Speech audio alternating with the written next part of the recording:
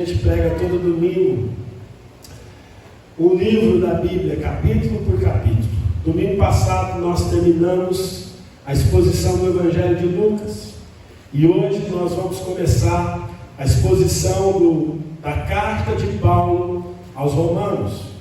Então, esse domingo e domingo que vem, a minha palavra para vocês será mais de forma introdutória acerca dessa carta e os seus propósitos. Vamos ler juntos aí o versículo 1 do capítulo 1. Paulo, servo de Jesus Cristo, chamado para ser apóstolo, separado para o Evangelho de Deus. Põe o 2 aí também. O qual foi por Deus outrora prometido, por intermédio dos seus profetas, nas sagradas Escrituras, com respeito a seu filho, o qual, segundo a carne, veio da descendência de Davi, e foi designado Filho de Deus, com poder, segundo o Espírito de santidade, pela ressurreição dos mortos, a saber, Jesus Cristo, nosso Senhor, por intermédio de quem viemos a receber graça e apostolado, por amor do seu nome, para obediência por fé entre todos os gentios, de cujo número sois também vós, chamados para seres de Jesus Cristo. A todos os amados de Deus, que estáis em Roma, chamados para seres santos, graça a vós outros, e paz da parte de Deus, nosso Pai, e do Senhor Jesus Cristo. Amém. Fala conosco, Deus, nesta manhã. Abençoa a minha vida, ilumina a minha vida como pregador da Tua Palavra. Ilumina a vida dos meus irmãos, ó Deus, que vão ouvir a Palavra do Senhor. Nós te agradecemos, ó Deus, porque começamos uma nova estação aqui na nossa igreja, que é a exposição da carta aos Romanos, ó Deus. Essa carta tão impactante, ó Deus, tão importante na história da igreja, que ela venha ser importante na história da nossa vida e na história desta igreja. Que aquilo que o Senhor já fez, ó Deus, no passado, através da leitura, da pregação da carta de Paulo aos Romanos, o Senhor faça de novo. Faz de novo, Deus, faz de novo, porque a Tua palavra não muda, o Senhor não muda, o Teu poder é o mesmo. E a nossa oração é: faz de novo. Não é repetir o passado, ó Deus, mas é fazer como o Senhor vem fazendo no decorrer da história. A Tua igreja continua precisando do avivamento que vem do alto, Senhor. A Tua igreja continua precisando do poder do Evangelho, ó Pai. Então, nós estamos aqui nesta manhã porque nós cremos que o Senhor é o mesmo. E nós queremos, ó Deus, e acreditamos que o Senhor pode fazer as mesmas coisas que vem fazendo no decorrer da história. E ao começarmos a exposição desta carta, nós pedimos isso, em nome de Jesus. Amém. Irmãos, ao começarmos a estudar a carta de Paulo aos Romanos, nós precisamos estar conscientes que nós estamos diante do maior tratado teológico do Novo Testamento. A carta de Paulo aos Romanos é uma teologia sistemática, a melhor teologia sistemática que nós temos em mãos. E por que a carta de Paulo aos Romanos é um tratado teológico? E eu vou dizer mais. Além de ser de ser um importante tratado teológico, o melhor tratado teológico que nós temos no Novo Testamento, a carta de Paulo aos Romanos é o livro mais importante do Novo Testamento, porque aqui em Romanos, Paulo ele mostra a obra da graça de Deus. Paulo ele mostra como Deus redime o seu povo através da graça do Senhor. Então, já essas verdades devem chamar a nossa atenção para a importância desta epístola nas nossas vidas. Por exemplo, nenhum outro livro da Bíblia tem mais influência sobre a teologia protestante do que a carta de Paulo aos Romanos. A nossa teologia protestante, reformada, presbiteriana, ela está fundamentada, é claro que não só, mas muito naquilo que Paulo escreveu aos Romanos. Então, essa carta é de suma importância para as nossas vidas. Eu quero aqui, nesta manhã, citar 2 exemplos de como a carta de Paulo aos Romanos mudou a história da igreja. O primeiro exemplo que eu quero citar é o de Martinho Lutero. Martinho Lutero, vocês sabem, ele foi um monge agostiniano na Idade Média, e ele era professor da Universidade de Wittenberg. E no ano de 1515, ele decidiu estudar com seus alunos a carta de Paulo aos Romanos.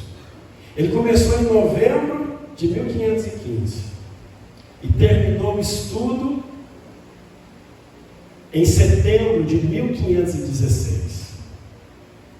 Quando Martinho Lutero ele estuda a carta de Paulo aos Romanos, ele é liberto de um cativeiro espiritual. Martinho Lutero ele era preso à sua consciência, porque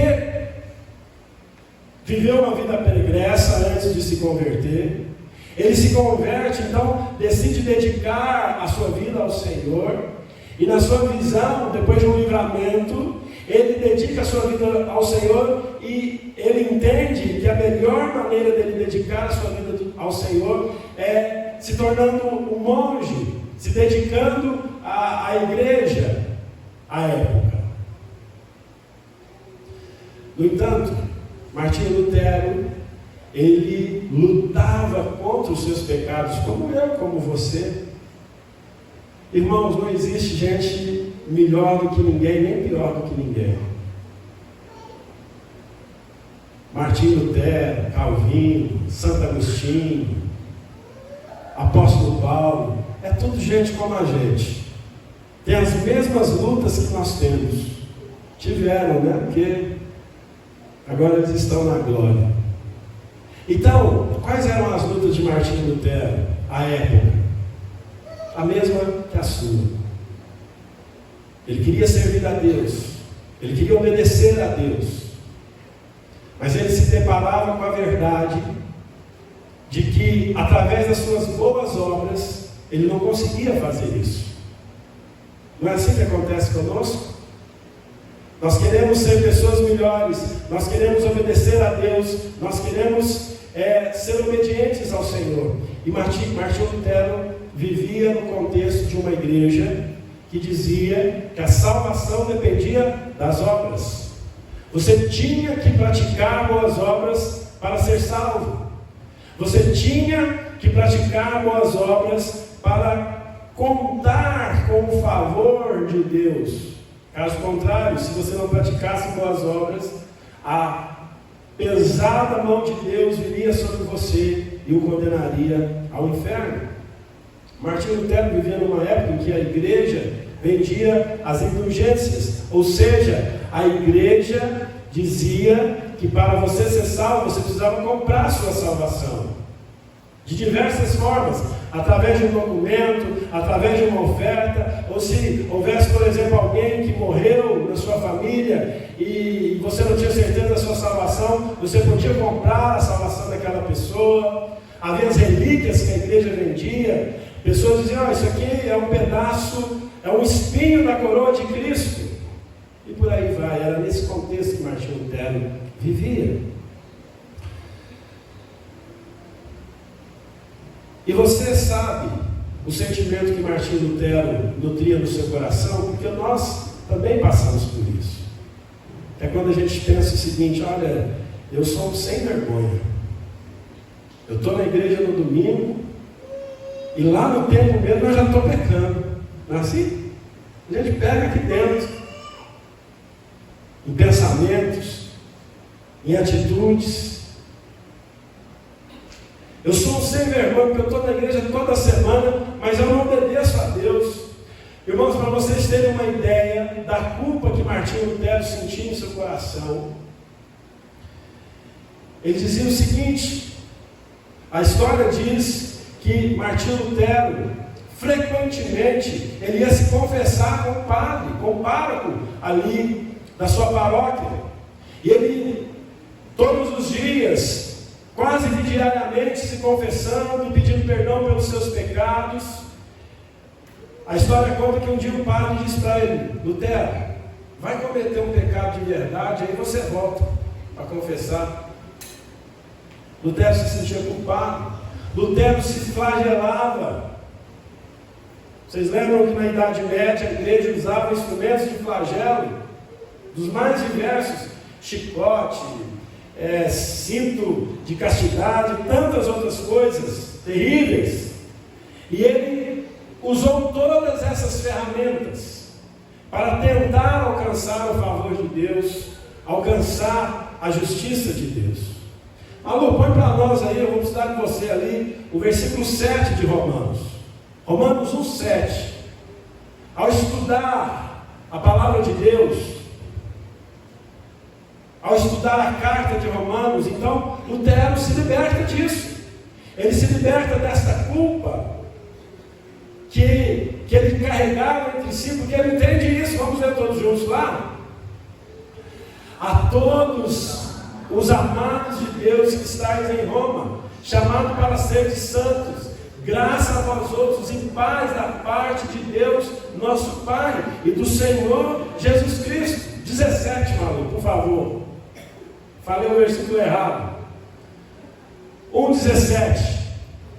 Vamos lá, agora sim. Visto que a justiça de Deus se revela no Evangelho de fé em fé, como está escrito: o justo viverá pela fé. Então, quando Lutero ele estuda a carta aos Romanos e ele se depara com este versículo, com esta verdade que diz: o justo vive pela fé. A nossa vida em Deus, a nossa salvação em Deus, a nossa esperança, aquilo que nós precisamos, não depende das nossas boas obras, não depende daquilo que nós fazemos, mas depende de termos fé. Fé em quem? Em Cristo. Fé no quê? Que Cristo fez por nós aquilo que nós não podemos fazer. Nós não podemos ser justificados diante de Deus porque nós doamos uma cesta básica, porque nós abrimos uma escola na igreja, porque nós frequentamos a igreja ao domingo, porque nós somos dizimistas, porque nós lemos a Bíblia, porque nós pregamos, porque nós cantamos, porque nós oramos. Não, a nossa justiça, ela jamais poderá nos libertar da culpa do pecado. Nós somos justificados pela fé. E Lutero entendeu isso. Então ele passa a ensinar os seus alunos essa verdade. E no dia 31 de outubro de 1517, ele afixou, melhor dizendo, na porta da Catedral de Wittenberg, as suas 95 teses contra as indulgências, mostrando que a fé, o justo vive pela fé. Quando Lutero estuda a carta de Paulo aos Romanos, ele começa, através da vida dele, um movimento mais importante depois do dia de Pentecostes, que foi o movimento da Reforma Protestante.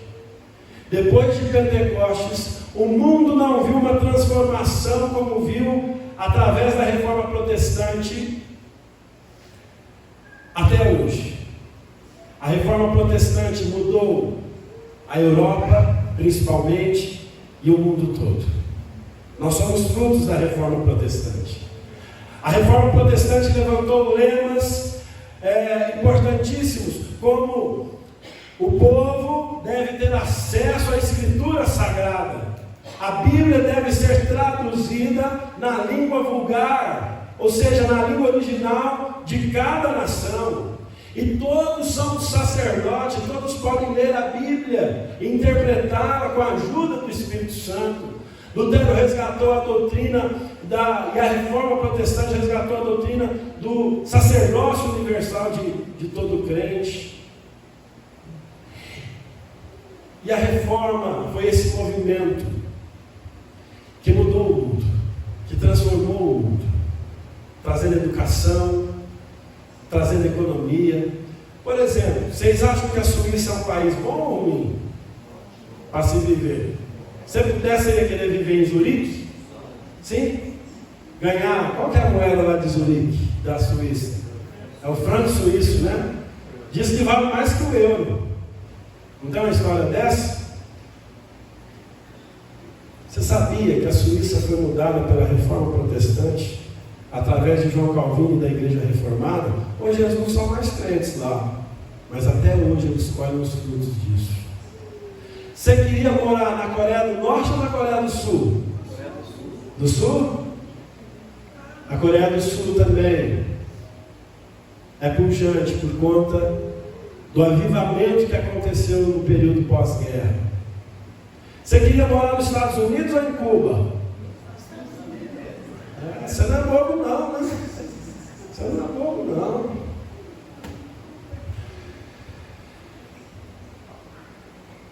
A reforma protestante foi esse movimento que transformou o mundo, e o mundo colhe os seus frutos até hoje, por causa de um pensamento reformado, ainda que eles não reconheçam mais isso.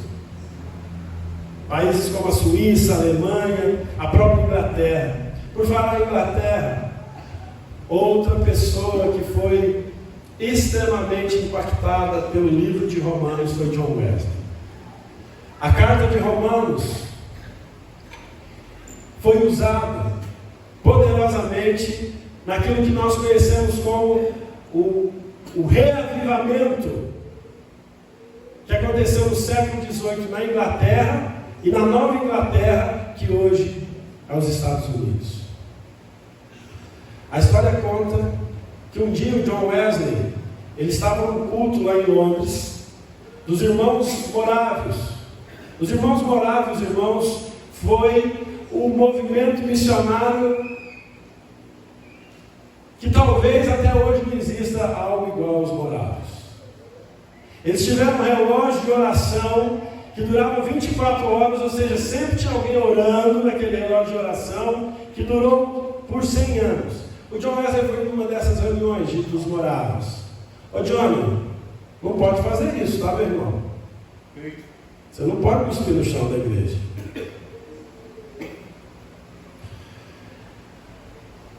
Vocês olham por mim, meus irmãos, que eu vejo cada coisa aqui na frente que não é fácil. Queridos, voltando, John Wesley um dia foi numa reunião dos morávios. A contragosto. Você já foi na igreja sem vontade? Você não estava afim? Às vezes você está assim hoje aqui, você não estava afim de estar aqui. Pois é isso que John Wesley sentiu no dia. Ele estava ali sem querer, o contragosto, era um jovem, mas o dirigente do culto naquele dia leu a introdução do comentário à carta de Romanos que Martinho Lutero escreveu. E naquele dia o coração de John Wesley começou a arder. Houve um avivamento, Deus o visitou ali. E como consequência disso, nós temos a igreja metodista. John Wesley é um dos fundadores da igreja metodista, que aqui em Taboão deve ter pelo menos umas 4 dela.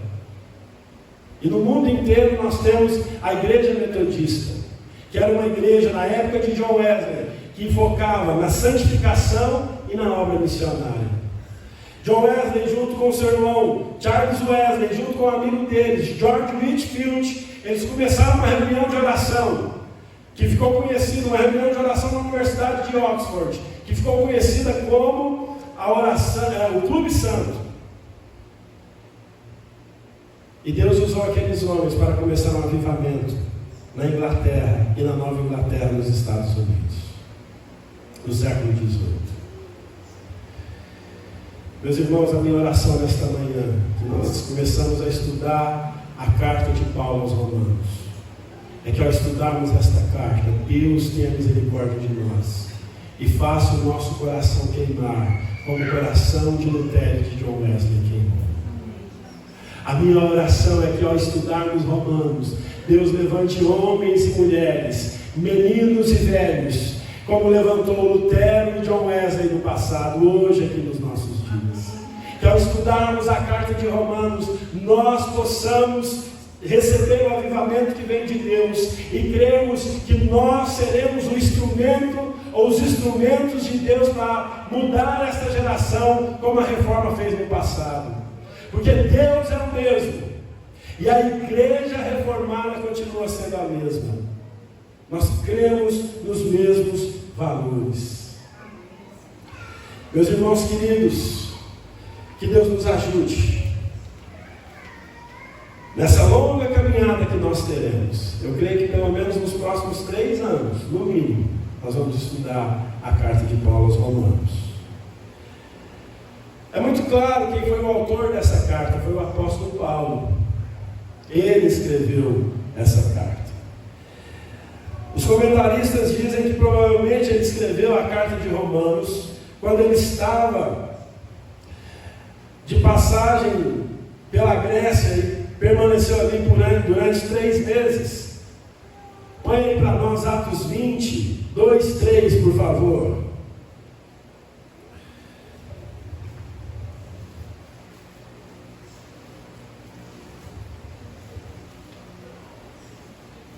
Atos 20, versículo 2. Vamos ler juntos lá? Nós vamos ler até o versículo 3, 2 e 3. Havendo atravessado aquelas terras, fortalecendo os discípulos com muitas exortações, dirigiu-se para a Grécia, onde se demorou 3 meses, tendo havido uma conspiração por parte dos judeus contra ele, quando estava para embarcar rumo à Síria, determinou voltar pela Macedônia. Meus amados irmãos, então, nós cremos que foi nesse período, é possível que tenha sido nesse período que Paulo tenha escrito a carta à igreja de Roma, ali por cerca do ano 57, 58 depois de Cristo. Esta foi a última carta que Paulo escreveu antes de ser preso. Primeiro ele é preso em Cesareia, depois ele fica preso, ele é levado preso até a cidade de Roma. Quando Paulo escreve essa carta à igreja de Roma, ele nunca tinha ido até a cidade de Roma. Então quem plantou aquela igreja? Há muitos argumentos sobre quem plantou aquela igreja. A igreja católica diz que quem plantou aquela igreja foi o apóstolo Pedro. No entanto, isso é improvável, porque o apóstolo Paulo ele tinha uma posição com ele de não pregar o evangelho onde o evangelho já tinha sido pregado. E Paulo não escreveria uma carta para a igreja que Pedro era o pastor sem mencionar em nenhum momento da carta. Então aqui em Romanos não há nenhuma menção ao apóstolo Pedro. Então dificilmente foi Pedro que plantou aquela igreja. A melhor tese, e aquela que eu acredito mais de quem plantou aquela igreja, foram crentes anônimos. Pessoas que talvez estivessem em Jerusalém no dia de Pentecostes e voltaram para Roma, cheias do Espírito Santo. E elas começaram a falar de Jesus e pregar a Jesus. Roma, meus irmãos, era como uma cidade parecida com São Paulo, tinha gente do mundo inteiro. Então, aqueles judeus que viviam em Roma e foram convertidos pelo Evangelho, foram eles que plantaram a igreja. Por isso eu quero dizer uma coisa para você, igreja. Eu quero desafiar você. Você é um plantador de igreja. Nós devemos ter um compromisso com o crescimento da igreja do Senhor. O apóstolo Paulo escreve a uma igreja que já existia. E nós não estamos onde nós estamos à toa. Você tem que influenciar a sua cidade, você tem que influenciar a sua casa. Eu quero te desafiar aqui nesta manhã, participe de um grupo de pastoreio. Porque a igreja do Senhor floresce quando nós arregaçamos a manga e trabalhamos e fazemos parte da obra do Senhor. Sabe, irmãos, às vezes eu fico assim um pouco constrangido com algumas coisas no meu íntimo. Eu fico constrangido, por exemplo, ao constatar que os nossos grupos de pastoreio têm mais visitantes que não são da igreja do que vocês que são membros da igreja. Vamos mudar essa realidade ao estudar Romanos? Vamos nos comprometer? Ah, pastor, mas eu trabalho demais. Eu sei disso.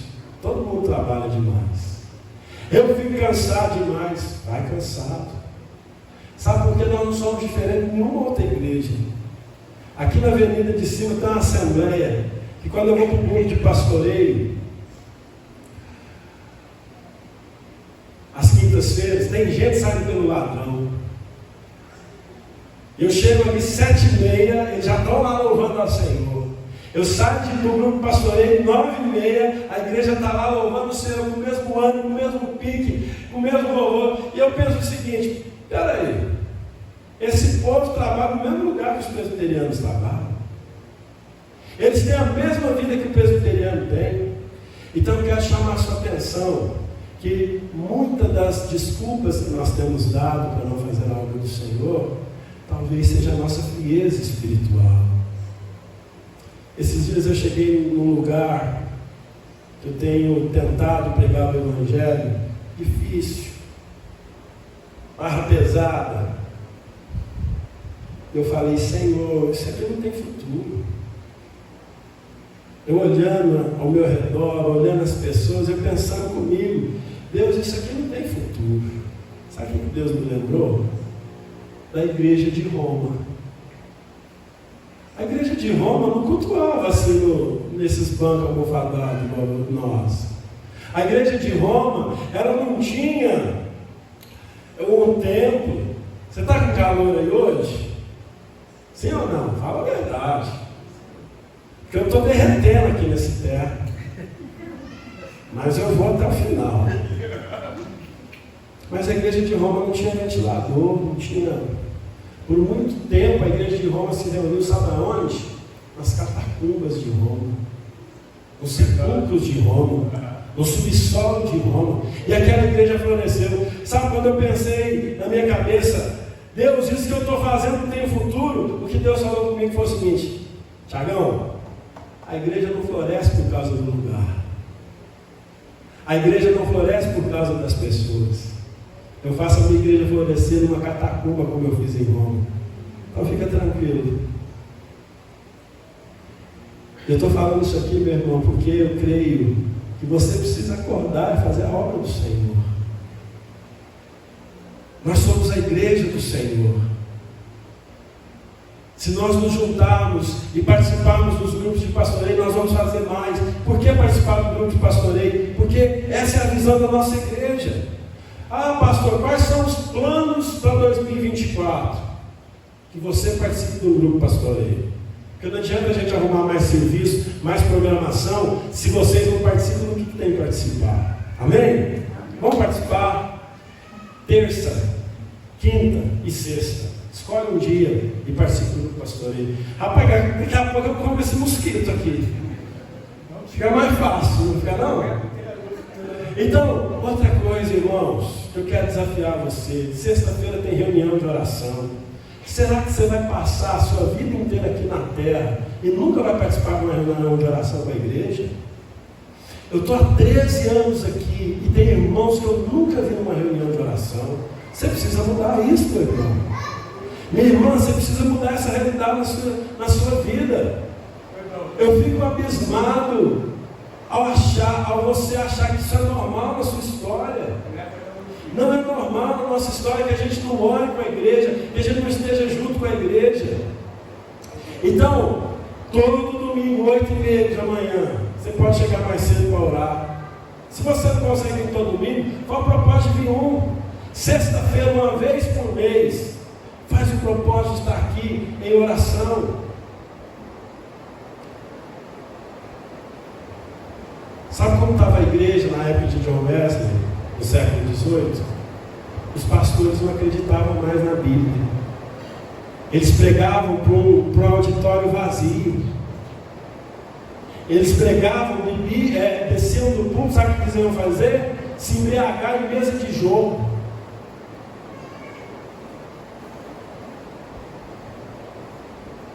Mas ao estudar a carta aos Romanos, houve um avivamento ali naquela igreja. Queridos, e nesta manhã eu quero lembrá-los disso. Nós precisamos clamar por avivamento. Nós não podemos ser uma igreja apática, tímida, vazia. Nós temos que orar, Senhor, aviva a tua obra, mas que comece em mim. Que você saia daqui pegando fogo. Agora, eu vou para a parte mais importante do meu sermão, que é a aplicação. Eu quero que você preste atenção, abrindo a sua Bíblia em Romanos 8. Romanos capítulo 8.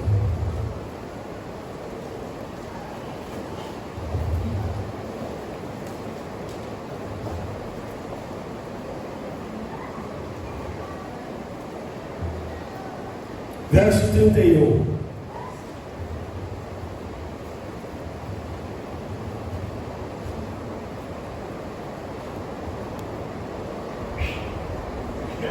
Nós vamos estudar a carta de Romanos aqui na igreja. E a minha oração é que esse estudo, Deus faça mais do que já tem feito no nosso meio. A minha oração é que nós sejamos despertados para fazer a obra de Deus. E a obra de Deus não é feita sem sacrifício, sem pagar o preço. Que Ele nos fortaleça.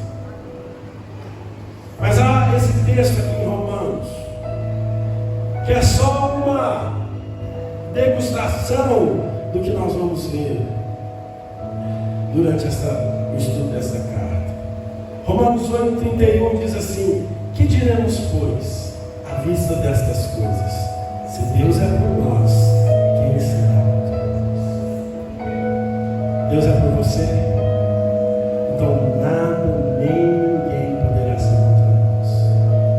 Aquele que não poupou o seu próprio filho, antes por todos nós o entregou, porventura não nos dará graciosamente com ele todas as coisas?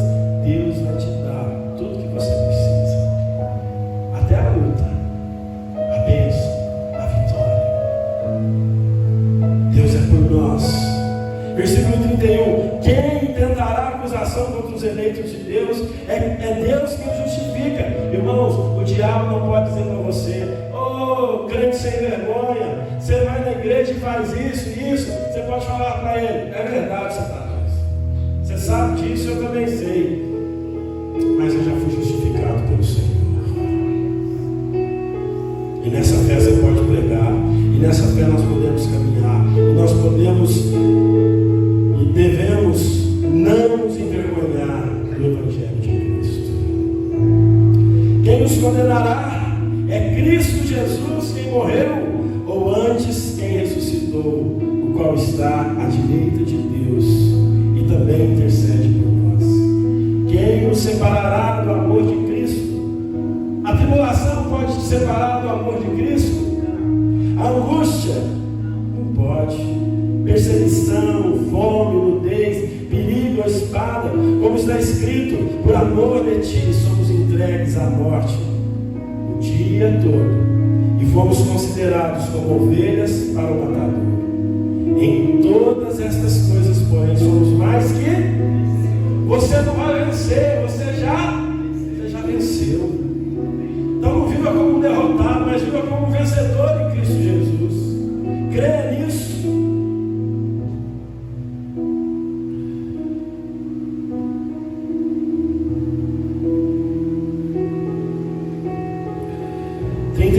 Porque eu estou bem certo de que nem a morte, nem a vida, nem os anjos, nem os principados, nem as coisas do presente, nem do porvir, nem os poderes, nem a altura,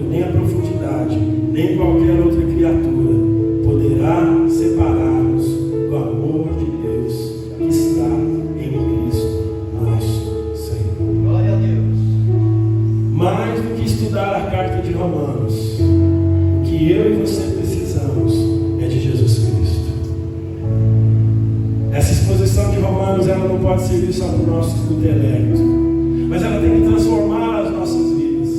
Nós precisamos sair daqui nesta manhã desejosos. Senhor, eu quero ser um instrumento poderoso nas tuas mãos. Eu quero ser como Lutero, eu quero ser como John Wesley, eu quero ser um homem, uma mulher pegando fogo nas mãos do Senhor.